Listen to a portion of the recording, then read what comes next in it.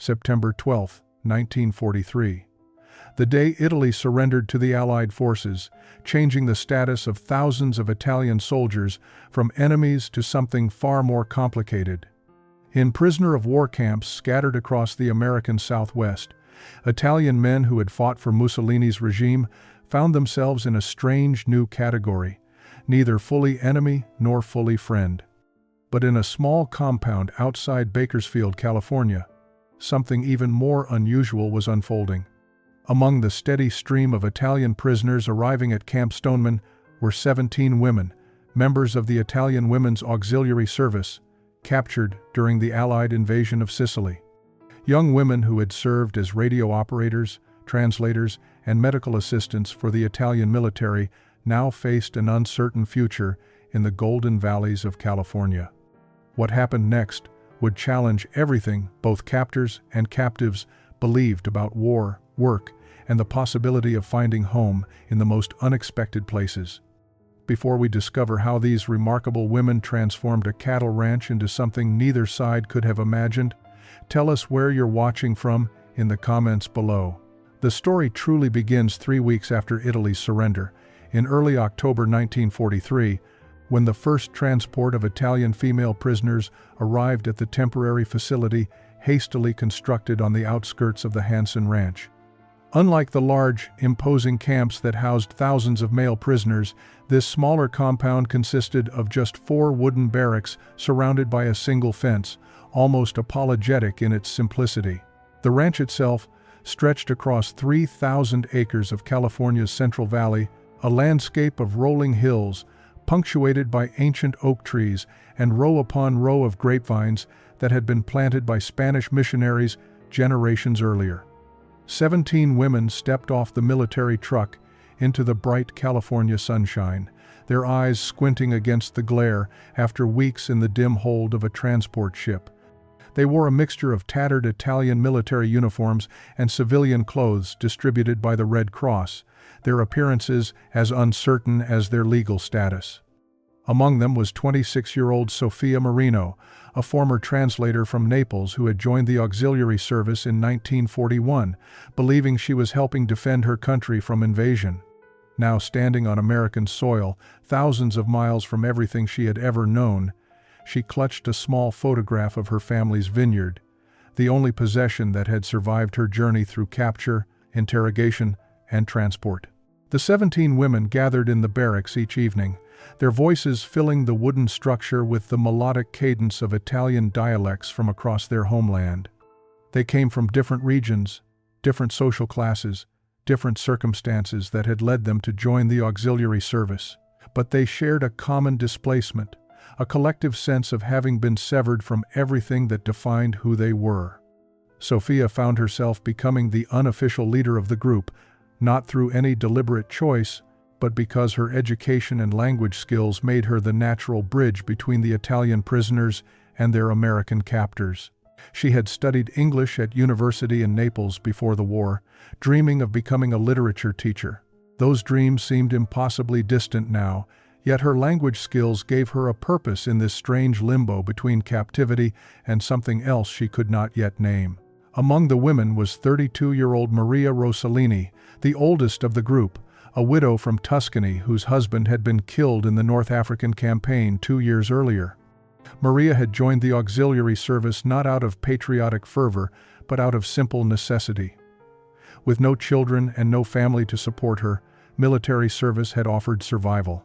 She rarely spoke about her past, but Sofia noticed how Maria's hands were never still, always moving as if searching for work to occupy them. There was Lucia Benedetti, just 19 years old, the youngest of the prisoners, a girl from a small village outside Rome who had joined the service seeking adventure beyond her family's small farm. Her adventure had led her to capture in Sicily and now to this California ranch, far beyond anything her village imagination could have conceived. Isabella Conti, 24, came from a wealthy Milanese family and had scandalized her relatives by volunteering for military service rather than accepting an arranged marriage. She carried herself with an aristocratic bearing that even captivity could not diminish, though Sofia had noticed how that pride was gradually giving way to uncertainty. The women shared stories in those evening gatherings, speaking of homes they might never see again, of families whose fates remained unknown. News from Italy was sporadic and confusing. The country had split, with the North still under German control and Mussolini's puppet government, while the South struggled under Allied occupation. None of them knew which side of that divide their families now lived on, or whether their homes still stood. Maria spoke one evening of her family's small vineyard in Tuscany, her voice soft with memory as she described the way morning mist would settle in the valleys between the rows of Sangiovese grapes. Her hands moved as she talked, mimicking the motions of pruning vines, of testing grapes for ripeness, of the ancient work that her family had performed for generations. Sophia listened with her own memories stirring. Her family's vineyard outside Naples had been smaller, just enough to produce wine for local consumption and family use. But the rhythms of that work had defined her childhood, the cycle of seasons marked not by calendar months, but by the stages of grape cultivation. The ranch foreman, Thomas Wheeler, watched the Italian women from a distance during those first weeks, his weathered face revealing little of what he thought about this unusual assignment. At 53 years old, Wheeler had spent his entire life working cattle ranches across California and had never imagined he would be responsible for housing enemy prisoners, particularly women. He stood each morning near the compound fence, his hands in the pockets of his worn denim jeans, his wide-brimmed hat shading eyes that had seen too many droughts and too many failed harvests. Beside him often stood Captain James Richardson, the Army officer assigned to oversee the facility, a man clearly uncomfortable with the ambiguity of his mission. Richardson had received orders to house the women securely but humanely, to put them to work if possible, but to avoid any situation that might create international complications. It was the most unclear set of orders he had ever received. The Hanson Ranch had been in the Wheeler family for 3 generations, though Thomas was foreman rather than owner. The current owner, an elderly man named Edmund Hanson, lived in San Francisco and visited only occasionally, leaving the daily operations entirely to Wheeler's capable hands. The ranch ran cattle primarily, but the old mission-era vineyards remained, sprawling across the hillsides in gnarled, ancient rows that produced grapes Wheeler had never quite known what to do with. Before the war, a local winery had purchased the harvest each year, but labor shortages and wartime restrictions had complicated that arrangement. This year's grapes hung heavy on the vines, overripe and beginning to wither, a waste that troubled Wheeler's practical sensibilities but seemed unavoidable given the circumstances. The ranch hands were a mixed group of older men, too old for military service, and younger cowboys, with medical exemptions that had kept them from the draft. They watched the Italian women with curiosity but kept their distance, unsure how to behave around enemy prisoners who looked more lost than dangerous. Most of the hands were Mexican-American or had families that had worked California ranches for generations. They understood what it meant to be viewed with suspicion, to navigate between two worlds. Among them was Miguel Santos, a 40-year-old cowboy whose grandfather had worked these same lands when they still belonged to a Spanish land grant. Miguel spoke some Italian, having worked alongside Italian immigrants in the vineyards during his youth. He found himself curious about these women, wondering what circumstances had brought them so far from home. The compound itself was Spartan but not cruel. 4 wooden barracks provided sleeping quarters, a small mess hall served meals prepared by military cooks, and a wash house offered basic facilities. A single fence surrounded the area, more symbolic than truly secure. Where would these women run to, even if they wanted to escape? They were thousands of miles from Italy, in a country whose language most of them barely spoke, with no resources and no allies. Their captivity was enforced less by barriers than by the simple impossibility of being anywhere else. Sophia stood at the fence each evening, watching the sun set behind the grapevine-covered hills, and wondered what would become of them all. The first real interaction between the Italian women and the ranch hands happened almost by accident on a cool morning in late October. Miguel Santos had been repairing a section of fence near the compound when he heard singing drifting from the barracks. The voices were female, harmonizing in a melody that sounded both mournful and beautiful, the words in Italian, but the emotion unmistakable. He paused in his work, hammer in hand, listening to something that reminded him of his own grandmother's songs from her village in Mexico. When the singing stopped, he found himself standing closer to the fence than he had intended, and several of the women had emerged from the barracks, noticing him there. For a long moment, they simply looked at each other across the wire. Two groups of people caught in circumstances neither had chosen. Sophia approached the fence slowly, her hands clasped in front of her.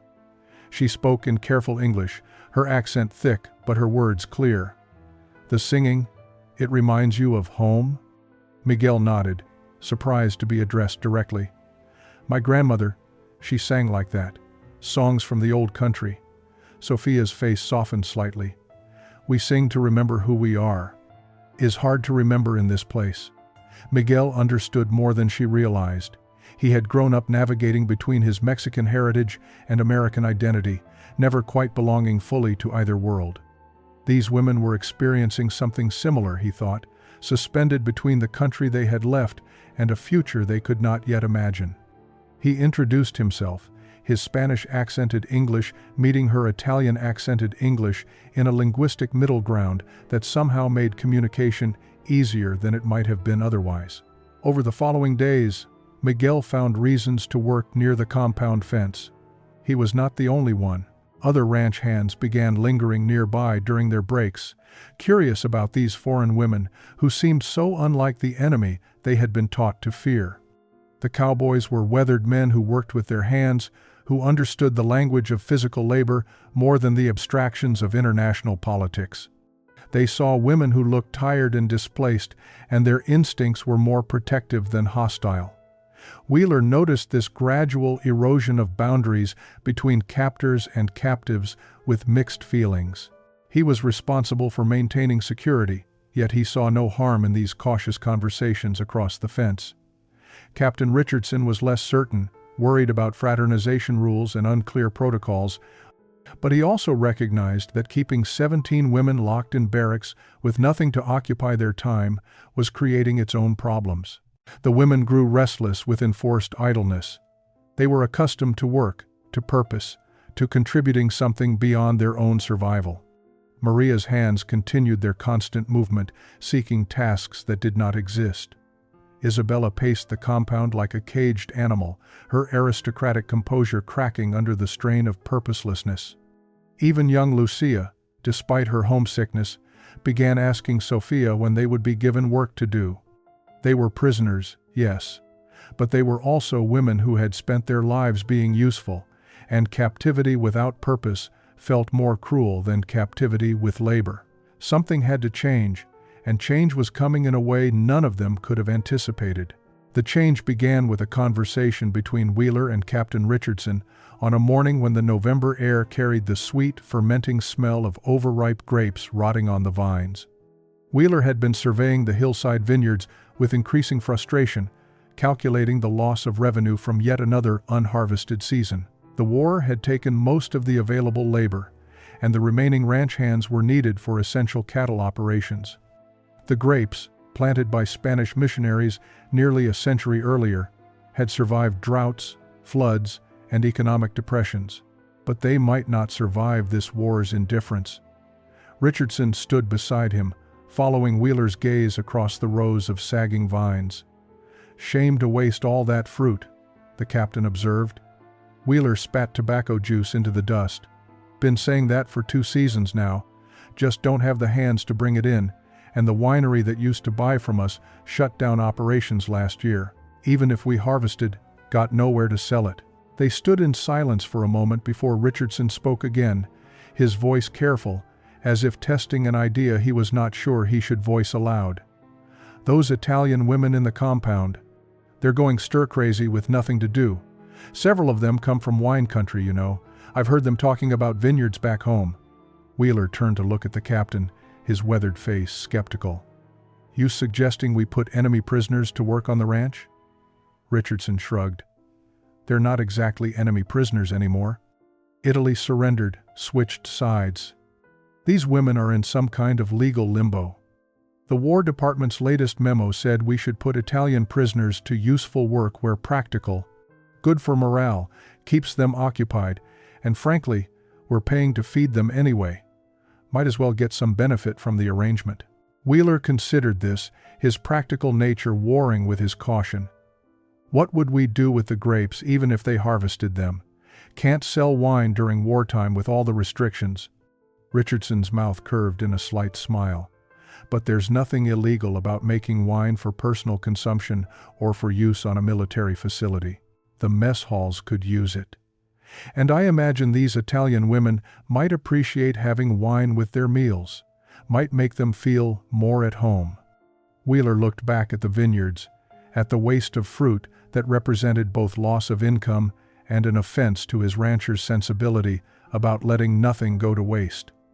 Finally, he nodded slowly. "I'll talk to some of the women, see if any of them actually know anything about grape cultivation. But this is your responsibility, Captain. Any problems come from this arrangement, they're on your head." That afternoon, Sophia was summoned to meet with Wheeler and Richardson outside the compound fence. She approached nervously, uncertain what this meeting might mean. Wheeler got straight to the point, his ranch-worn hands gesturing toward the hillside vineyards. "Those grapes are going to waste. Captain says some of you women know about winemaking. That true?" Sophia's eyes followed his gesture, seeing the vineyard clearly for the first time, her heart suddenly beating faster with something that felt dangerously like hope. Sophia stood very still, afraid that if she moved or spoke too quickly, this unexpected opportunity might vanish like a desert mirage.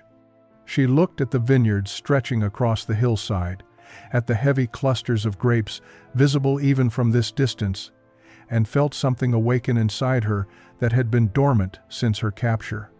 "Yes," she said carefully, her English precise despite her racing thoughts. "Many of us come from wine regions. Maria Rossellini, her family owned a vineyard in Tuscany for many generations. I grew up working in my family's vineyard outside Naples. Others have similar experience." Wheeler studied her face, trying to gauge her sincerity. "And you know the actual work? Not just drinking wine, but making it? Growing it?" Sophia nodded, her confidence growing. "From pruning, to harvest, to fermentation. My grandfather taught me. Maria knows even more. Her family produced wine commercially. We could assess your vineyard, tell you what needs to be done," Captain Richardson interjected. "We're proposing that you and some of the other women work the vineyard, harvest what can be saved, help us make wine from it. You'd still be under guard, still technically prisoners, but you'd have meaningful work." Sophia felt tears pricking her eyes but refused to let them fall. When she spoke, her voice was steady but thick with emotion. "You would trust us with this?" Wheeler's response was characteristically blunt. "Trust's got nothing to do with it. Waste's got everything to do with it. Those grapes are dying on the vine. You've got knowledge we need. Seems practical to me." But Richardson added more gently, "It would give you something purposeful to do, and perhaps remind you of home in a good way, rather than a painful one." Sophia understood what he was offering, and it was more than just work. It was dignity, purpose, connection to the life they had known before war had torn everything apart. That evening, Sophia gathered the women in the barracks to share the unexpected proposal.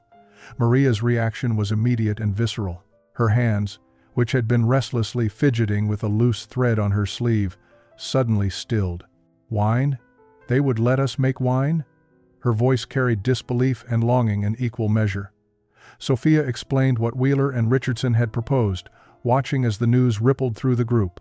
Some women looked skeptical, wondering if this was some kind of test or trick. But others, particularly those from agricultural backgrounds, understood immediately what was being offered. Isabella, despite her aristocratic upbringing, had spent childhood summers at her family's country estate where wine was produced. Even she felt a stirring of interest, a possibility of purpose beyond the endless empty days. Lucia asked the question others were thinking. "But why would they trust us? We are their prisoners." Maria answered before Sophia could, her voice firm with understanding. "Because they are practical people, these Americans. And because wine brings people together, even enemies. My grandmother used to say that no one who shares bread and wine can remain strangers." Perhaps these cowboys understand this truth without knowing they understand it. Sophia hoped Maria was right, because this opportunity felt like the first glimpse of light after months of darkness. The next morning, 8 Italian women stood at the edge of the vineyard with Wheeler, Miguel, and 2 other ranch hands serving as guards. The November sun cast long shadows across the rows of gnarled vines, their leaves turning gold and burgundy in the autumn light. Maria stepped forward first, her hands already reaching toward the nearest vine with a familiarity that transcended language and nationality. She examined the clusters of grapes still hanging, testing their firmness, checking for signs of disease or excessive withering. Her movements were practiced, automatic, the gestures of someone whose hands remembered this work even when her mind struggled with everything else about her current circumstances. She turned to Sophia and spoke in rapid Italian, then caught herself and switched to her broken English. "These are Zinfandel grapes, I think. Some mission variety also. Very old vines, maybe 70, 80 years. Much fruit is too ripe, but some clusters still good. We can salvage perhaps 40% if we work quickly." Wheeler listened, impressed despite himself by the certainty in her assessment. Sophia translated the more technical terms Maria used, her own knowledge of viticulture helping bridge the gaps in vocabulary. Isabella moved along a different row, her aristocratic hands surprisingly capable as she examined the vines. In Italian, she called out observations to Maria, who nodded in agreement. The 2 women began a rapid conversation about which sections of the vineyard should be harvested first, which grapes were beyond saving, and what equipment they would need. Wheeler found himself simply watching as these women took command of a situation he had thought he would need to direct. They knew this work in a way that went deeper than instruction or supervision. This was knowledge carried in the blood, passed down through generations of Mediterranean families for whom wine was not luxury but life itself. Miguel brought out harvest baskets and pruning shears, tools that had sat unused for 2 seasons. As he distributed them, he caught Maria's eye and said in his halting Italian, "My grandfather worked in vineyards like these." Maria smiled, the first genuine smile Sophia had seen on her face since their capture. "Then your grandfather knew good work, honest work." Miguel nodded, understanding passing between them that needed no further translation. The women moved into the vineyard rows, with a purpose that transformed them visibly. Lucia, the youngest, who had seemed so lost and homesick in the barracks, began singing softly as she worked, an old harvest song from her village. Other women joined in, their voices harmonizing as their hands moved with practiced efficiency through the vines. Even the guards found themselves moved by the sight, by the way these women seemed to come alive when given work that connected them to who they had been before the war. Wheeler stood back, watching the harvest begin. He had expected to supervise foreign prisoners performing unfamiliar labor. Instead, he was witnessing something closer to a homecoming. These women belonged in this vineyard in a way that transcended nationality or the circumstances of war. Their hands remembered, and in remembering, they began to reclaim pieces of themselves. The harvest took 5 days of steady work from dawn until the November sun set behind the coastal mountains. The women filled basket after basket with grapes, sorting as they picked, discarding fruit too damaged or fermented to use. Wheeler had arranged for the ranch's old barn to be cleaned and converted into a temporary winery, a space that had once stored hay and equipment now swept clean and prepared for fermentation. On the 6th day, the crushing began, and with it came a transformation that surprised everyone who witnessed it. Maria stood before the wooden crushing vats that Miguel and the other ranch hands had constructed under her direction, her sleeves rolled up, her face more animated than anyone had seen since her arrival. She explained through Sophia's translation that traditional crushing was done by foot, that machines could break the seeds and stems in ways that made wine bitter, that the old methods were still the best methods for small batch production. Captain Richardson, who had come to observe this unprecedented operation, looked skeptical. "You're telling me these women want to stomp grapes with their bare feet?" Maria answered directly in her broken English, not waiting for Sophia's translation. is how wine is made for 2,000 years. Romans did this way. My family did this way. Is only way to make wine with soul. Wheeler, ever practical, interjected. The vats are clean, the grapes are clean. Don't see how it's any different from any other food preparation. And frankly, Captain, we're already breaking about a dozen rules by having enemy prisoners making wine on a military facility. Might as well do it properly. Richardson threw up his hands in surrender, recognizing that this operation had taken on a momentum beyond his control. Fine. But I'm documenting that this was done under traditional Italian winemaking protocols, not because of any unusual circumstances. What happened next became the story that ranch hands would tell for decades afterward. The 8 Italian women removed their shoes and stockings, hiked up their skirts, and climbed into the crushing vats filled with ripe Zinfandel grapes. They began stomping to a rhythm that Maria called out in Italian, their feet rising and falling in unison, the juice running dark purple between their toes. Then Lucia began singing again, the same harvest song she had sung in the vineyard, and the other women joined in, their voices filling the barn with a sound that belonged to another time, another world. The ranch hands stopped their work to listen and watch, drawn by something they could not quite name but recognized as significant.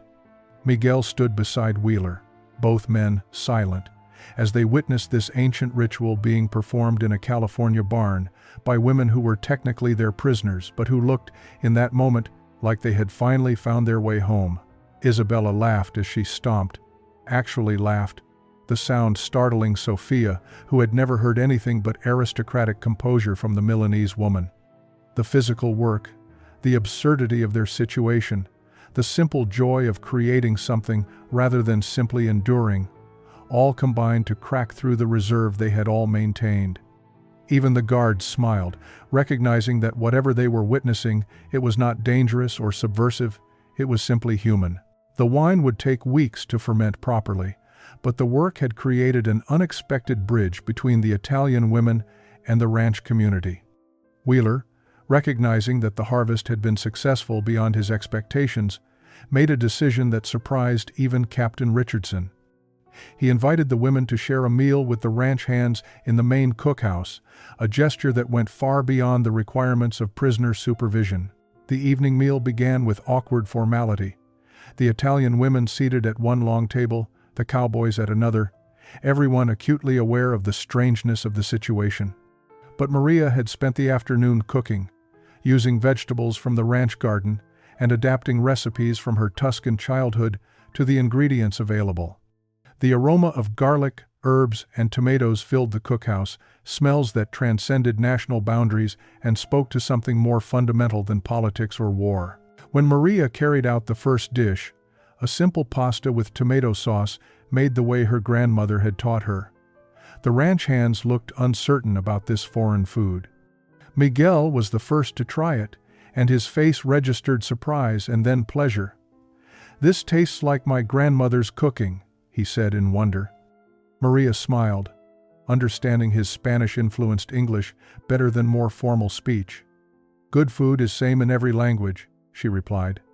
"Is about love, about memory, about making home wherever you are." One by one, the Cowboys tried the Italian dishes, their initial skepticism giving way to appreciation. Wheeler, sitting at the head of the table, found himself enjoying flavors he had never experienced before, the brightness of fresh herbs and the richness of olive oil so different from the heavy ranch cooking he was accustomed to. As the meal progressed, conversations began to flow more freely. Sophia found herself translating less as the Italian women and American men discovered ways to communicate through gesture, through shared laughter, through the universal language of breaking bread together. Miguel told stories about his grandfather's work in the California vineyards, and Maria shared memories of harvest festivals in Tuscany, their experiences separated by continents, but connected by common agricultural traditions. Young Lucia, emboldened by the informal atmosphere, asked one of the Cowboys to teach her how to say common English phrases, her earnest attempts at pronunciation causing gentle laughter from both groups. Even Isabella, usually so reserved, found herself in conversation with a ranch hand about horses, discovering a shared passion that had nothing to do with their respective nationalities. Captain Richardson watched from the doorway, knowing he should probably intervene, should maintain more formal boundaries between prisoners and their guards. But he also recognized that something important was happening here, something that military regulations had not been written to accommodate. These women were not acting like defeated enemies, and these ranch hands were not treating them as such. They were simply people, sharing a meal, finding common ground in the most basic of human activities. Wheeler caught the captain's eye and gave a slight nod, a silent communication between two men who understood that sometimes the right thing to do existed outside the written rules. Winter settled over the Central Valley with cold mornings and the quiet rhythm of ranch work continuing despite the season. The wine fermented slowly in the barn, requiring daily attention and careful monitoring. Maria checked the barrels each morning, her practiced nose detecting the subtle changes in fermentation that indicated whether the process was proceeding correctly. But the vineyard work did not end with harvest. The vines themselves needed winter care, pruning and preparation for the next growing season. Wheeler found himself consulting with Maria and Sophia about the long-term management of the vineyard, conversations that implicitly assumed these women would still be present in the spring, though no one spoke that assumption aloud.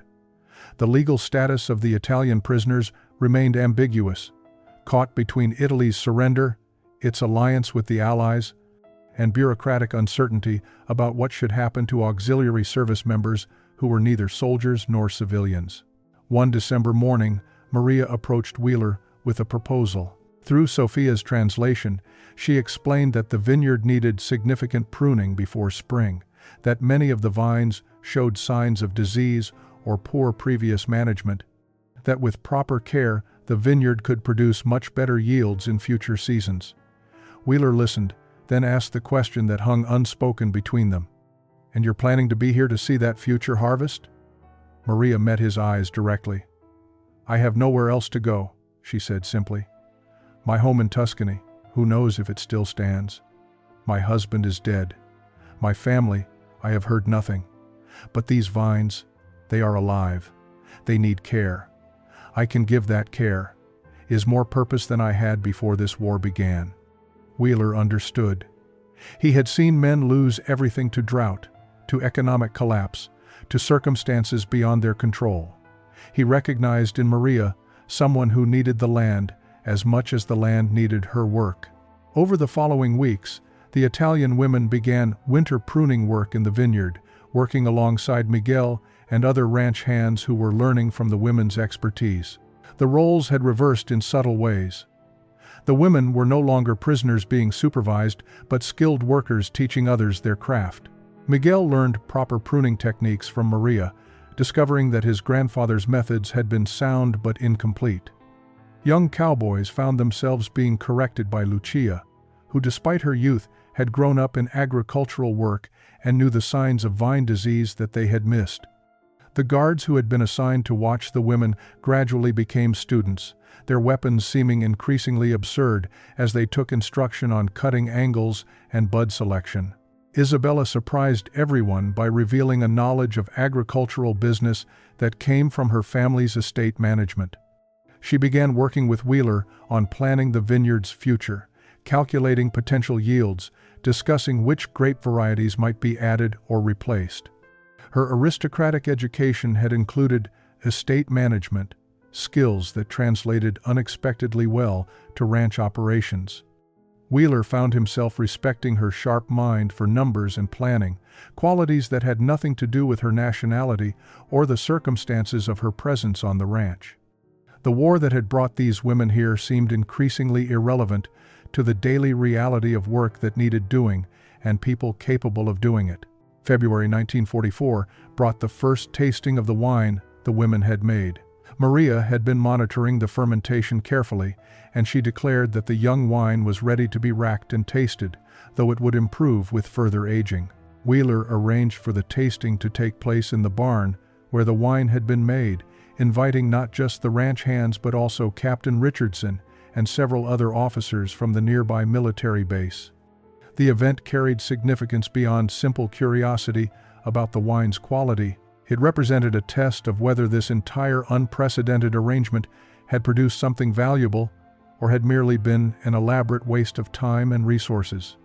Maria drew the first sample from the barrel with a practiced hand, pouring the dark ruby liquid into simple glasses. The wine caught the afternoon light streaming through the barn's high windows, glowing with depth and promise. Wheeler was the first to taste, swirling the wine, as Maria had instructed, inhaling its aroma before taking a careful sip. His weathered face registered surprise, then something approaching wonder. "This is good," he said simply. "Really good. Better than anything we ever got from that commercial winery." Maria smiled, the pride evident in her face even as she maintained her characteristic modesty. "Is good grapes," she said. "Old vines make complex flavor. We just help them become what they meant to be." Miguel tasted next, and his reaction was similar. "There's depth here," he said. "Layers of flavor. My grandfather would have approved." One by one, the others tasted the wine, their responses ranging from pleased surprise to genuine enthusiasm. Even Captain Richardson, who had approached the entire vineyard project with bureaucratic skepticism, found himself impressed by the quality of what these women had produced. Sophia watched the reactions with a feeling she could not quite name. This wine represented more than successful fermentation. It was proof that they could contribute something valuable, that their knowledge and skills had worth beyond the circumstances that had brought them here. It was tangible evidence that former enemies could create something good together, that cooperation could produce results that benefited everyone. As the tasting continued, the atmosphere in the barn shifted from formal evaluation to something more celebratory. Someone produced bread and cheese, and the wine tasting became an impromptu gathering. The Italian women and American ranch hands stood together, glasses in hand, the wine they had made together erasing some of the distance that had separated them. Maria raised her glass and spoke in Italian, with Sophia translating, "To the vines that survived and to the people who tend them, may we all find a way to survive and grow." The toast was echoed in English and Spanish, a chorus of voices acknowledging something that went deeper than the wine itself. They were acknowledging possibility, the chance that people divided by war could find common ground in shared work and mutual respect. Wheeler found himself moved in a way he had not expected, recognizing that this barn gathering represented something rare and valuable. Whatever rules were being bent or broken, whatever regulations were being overlooked, the result justified the means. These women had earned their place here through competence, dedication, and the simple human desire to contribute something meaningful. March brought the first letters from Italy, arriving through Red Cross channels after months of silence. The Italian women gathered in the barracks as Sophia distributed the thin envelopes, each one bearing stamps and postmarks that spoke of a long journey through military postal systems and international relief organizations. Some women received letters, others did not, the randomness of which families had been able to make contact and which remained silent created its own kind of anguish. Lucia tore open her envelope with trembling hands, her eyes scanning the cramped handwriting of her mother. She read in silence, tears streaming down her face, but when Sophia asked if the news was bad, Lucia shook her head. "They are alive," she whispered. "My family is alive. Our house still stands. Mama says come home. They need me." But then her face crumpled with new confusion. How can I explain to her what I have found here? How can I tell her that going home feels like leaving home? Maria received no letter. She sat holding the empty space where a letter should have been, her face carefully composed, but her hands betraying her with their constant movement. Sophia sat beside her, offering silent companionship, while others read news from a country that seemed increasingly foreign despite being their homeland. Isabella's letter was brief, written by a cousin who reported that her family's Milan estate had been damaged in bombing, that her parents had fled to Switzerland, that Italy was a country divided against itself, with brother fighting brother in a civil war between fascist loyalists and partisan resistors. The Italy they had left no longer existed, replaced by something more complex and painful than simple defeat. Sophia's own letter came from a neighbor, not family. Her parents and brother had been killed in an Allied bombing raid on Naples 6 months earlier. The vineyard still stood but was abandoned, looted of everything valuable. The neighbor wrote with sympathy but also with implicit question. Would Sophia return to claim her family's property, or would it be absorbed by others who remained? Sophia read the letter twice, her emotions too complicated to process in the moment. She had mourned her family in abstract, knowing they might be dead, but not knowing for certain. Now, the certainty brought both closure and a terrible finality. The vineyard of her childhood existed, but without the people who had made it home. What was she returning to if she went back to Italy?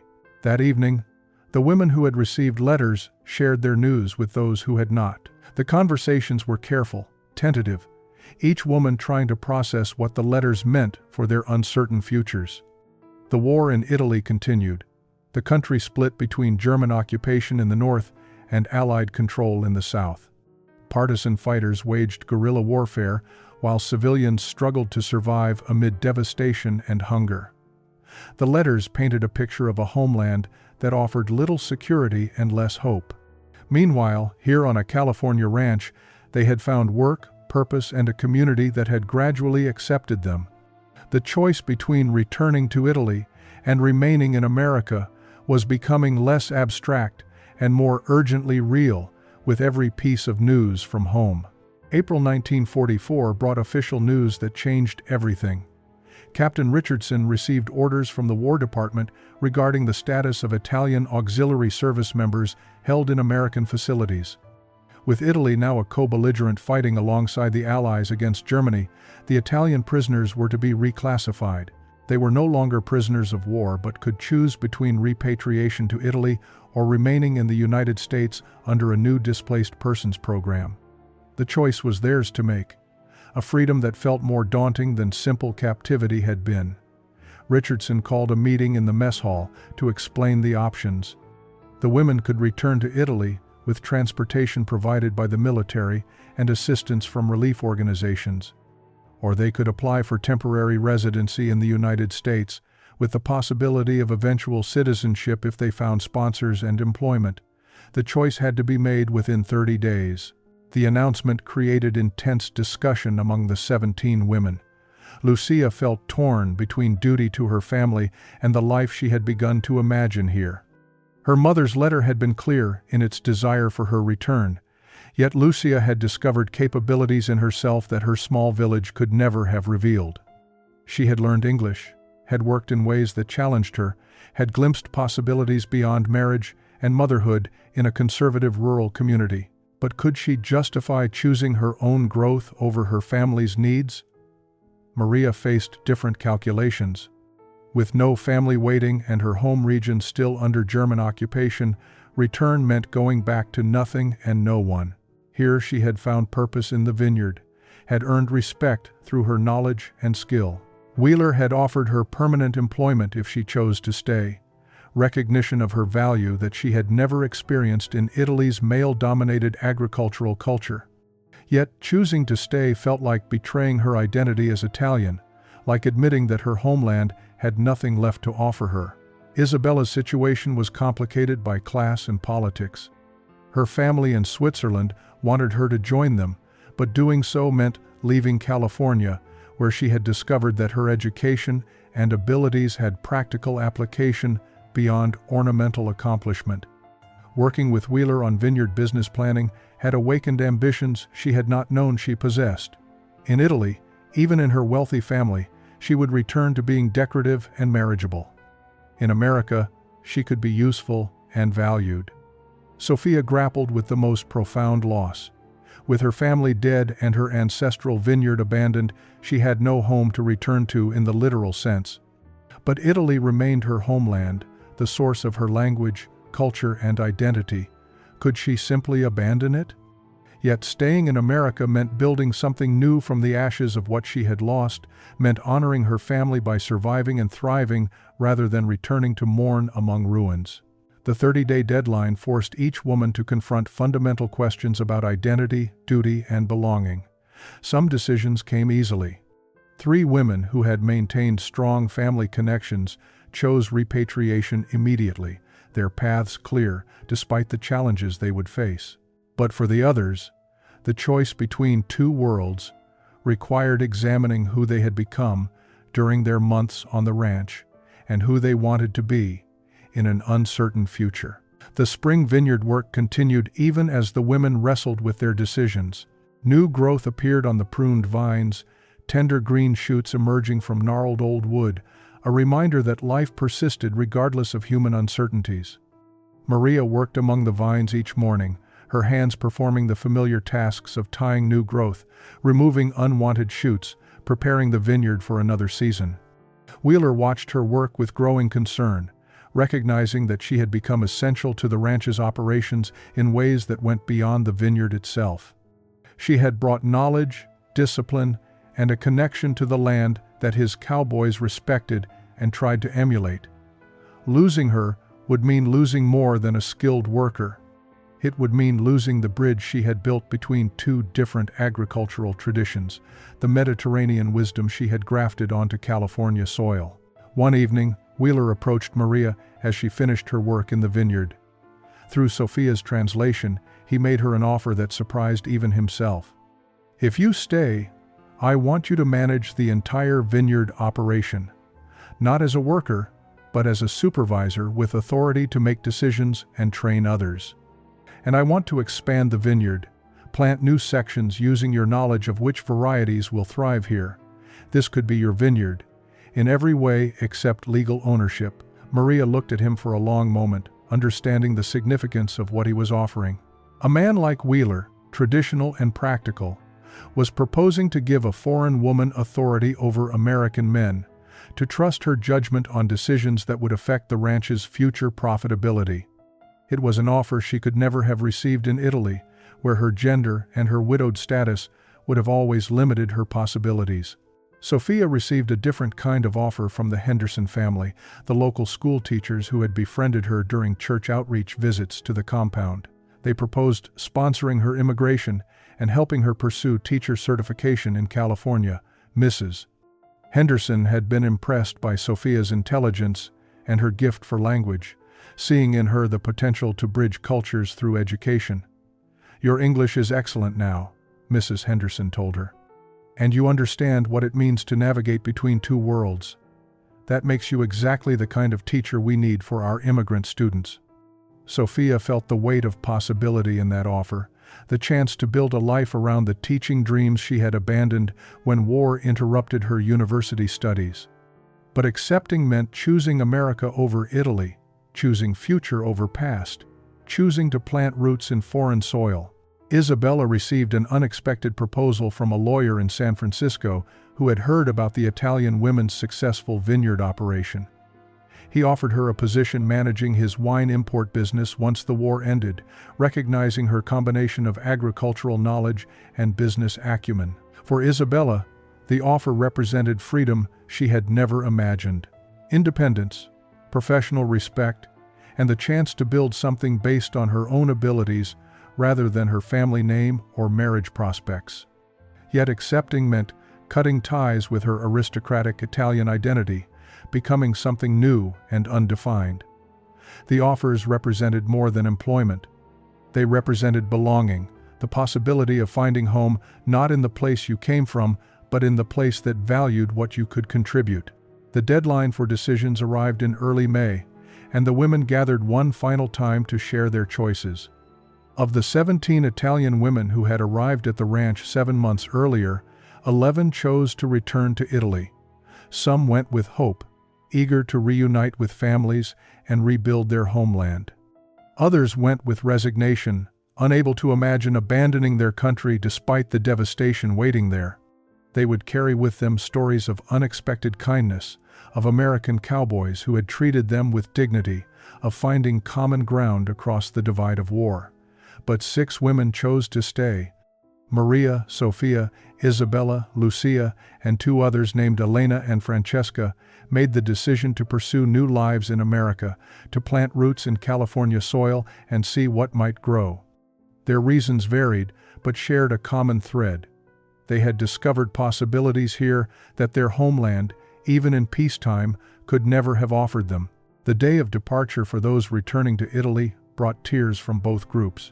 The women who were leaving embraced those who were staying, understanding that this choice divided them, but also honored different truths about duty, identity, and belonging. Captain Richardson arranged for the departing women to take bottles of the wine they had made, tangible evidence of what they had accomplished together.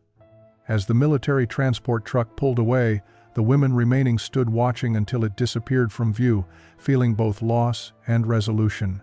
They had chosen their path, and now they would walk it with whatever courage they could find. Wheeler immediately put Maria to work planning the vineyard expansion, treating her decision to stay as the beginning of a long-term partnership rather than a temporary arrangement. The spring planting began with Maria directing where new vines should go, which varieties would be grafted onto old rootstock, how to prepare the soil for optimal growth. Sophia began studying for her teaching certification with Mrs. Henderson's guidance, spending evenings learning American educational theory and methods while maintaining her work as translator for the ranch. Isabella traveled to San Francisco to begin her position with the wine import company, but she returned to the ranch frequently, helping Wheeler develop business plans for the vineyard's commercial future. Lucia, the youngest, chose to stay and learn from Maria, becoming an apprentice in viticulture with dreams of eventually starting her own vineyard. Her letter to her mother explaining this decision had been the hardest thing she had ever written, but her mother's response, though sorrowful, had included a blessing. "If you have found a place to grow, then grow there. Your family's love reaches across any distance." The women who stayed found themselves becoming part of the ranch community in ways that transcended their origins as prisoners. They ate meals with the Cowboys, participated in ranch decisions, and gradually shed the identity of foreigners to become simply people who belonged to this place through their work and commitment. Miguel told Maria one evening that his grandfather would have recognized her as a true vignaiola, a wine grower whose knowledge came from the same source, regardless of where she had been born. It was perhaps the highest compliment he could offer, and Maria accepted it with quiet pride. 20 years later, in 1964, Sophia Marino Wheeler stood before a gathering at the Hanson Ranch, now officially renamed the Marino Wheeler Vineyard. She had married Thomas Wheeler's nephew in 1948, creating a family that blended Italian and American heritage in ways that once would have seemed impossible. She taught Italian language and culture at the local high school, her classroom filled with children of immigrants from a dozen countries, all learning that identity could be both preserved and transformed. The occasion was the dedication of a new winery building, constructed with profits from 2 decades of successful wine production. Maria Rossellini, now the vineyard's general manager and part owner, had designed every aspect of the operation, combining traditional Italian methods with California innovation to produce wines that had won recognition across the state. Isabella Conti had become one of California's most successful wine merchants, her import business thriving in the post-war years as Americans developed taste for European wines. But she had never forgotten where her American life began, and she returned regularly to the ranch, always bringing news of the wider wine world and new opportunities for expansion. Lucia, now 39, managed her own small vineyard on land purchased from the Hanson estate, specializing in Italian grape varieties she had imported and cultivated with Maria's guidance. She had married a local farmer and raised 3 children who spoke both English and Italian, who knew their mother's story of crossing oceans and finding home. The women who had chosen to stay had built lives that honored both their Italian heritage and their American present, proving that identity could be additive rather than exclusive. Miguel Santos, now 64, stood beside Maria at the dedication ceremony, his weathered face creasing in a smile as he listened to Sophia's speech about the vineyard's history. He had worked alongside Maria for 2 decades, learning from her while teaching her the particularities of California agriculture. Their partnership had produced innovations in grape growing that other vineyards had adopted, their combined knowledge creating something neither tradition alone could have achieved. Wheeler, now 73, sat in the front row, his practical rancher's skepticism having long since transformed into pride in what the vineyard had become. He told anyone who would listen that hiring those Italian women was the smartest business decision he had ever made, though everyone knew it had been motivated more by waste prevention than business acumen. Sophia concluded her speech by holding up a bottle of wine from that first vintage in 1943, carefully preserved and now 21 years old. "This wine," she told the gathered crowd of ranch workers, town residents, and wine industry representatives, represents what happens when people choose to see past their differences to the work that needs doing. It represents the moment when former enemies became partners, when foreign soil became home, when prisoners became family. The grapes remember everything. They remember the hands that tended them, the voices that sang over them, the hope that planted them even in the darkest times. She poured the wine, its color still vibrant, its aroma speaking of age and complexity. The assembled crowd raised their glasses in a toast that honored the past while celebrating the present, acknowledging that the most unlikely seeds can produce the most remarkable harvests. The Italian women who had been shocked that cowboys let them make wine had, in turn, shocked everyone by showing what became possible when people chose belonging over barriers, when they planted themselves in new soil and allowed themselves to grow. Their story became part of California's story, proof that home is not only where you come from, but where you choose to cultivate life.